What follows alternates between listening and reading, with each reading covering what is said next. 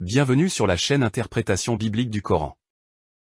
Nous avons vu dans une précédente vidéo qu'Allah départage les gens en deux catégories. D'un côté, il y a les musulmans et d'un autre côté, il y a les criminels. Si vous n'avez pas vu la vidéo, vous pouvez tout simplement vous reporter au verset 35 de la sourate 68 dite sourate la plume. Dans ce verset, Allah annonce ce qui suit. Allons-nous traiter les musulmans, le soumis à Allah, comme à la manière des criminels?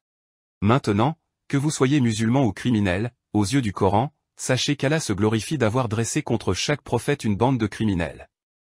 Cette idée est communiquée par Allah à l'un de ses prophètes innommés dans le verset 31 de la sourate Al-Furqan.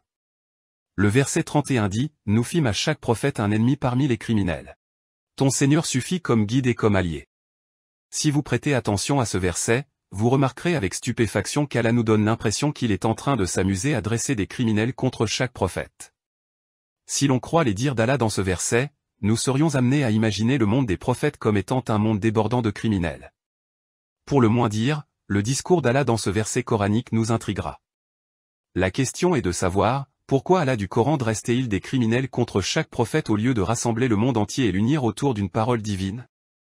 Vu sous un autre angle, la teneur du verset 31 de la sourate Al-Furqan mérite notre attention au sujet du phénomène des prophètes innommés dans le Coran. Si vous prêtez votre attention à ce verset coranique, vous remarquerez qu'Allah s'adresse à un prophète innommé sans le désigner par son nom. Vous remarquerez également qu'aucun prophète n'est nommément désigné dans les 30 premiers versets de la sourate Al-Furqan pour nous éclairer à ce sujet. Or, vous n'êtes pas sans savoir que le nom du prophète Mohammed ne figure que 4 fois dans l'ensemble du corpus coranique. Cependant, et étrangement, le nom du prophète Moïse figure 136 fois dans le Coran. Cette façon de procéder dans le Coran ressemble à un traitement de « deux poids, deux mesures ». Ce phénomène des prophètes innommés dans le Coran nous amène à nous interroger sur la raison profonde qui empêche le Coran de citer nommément et expressément son prophète innommé.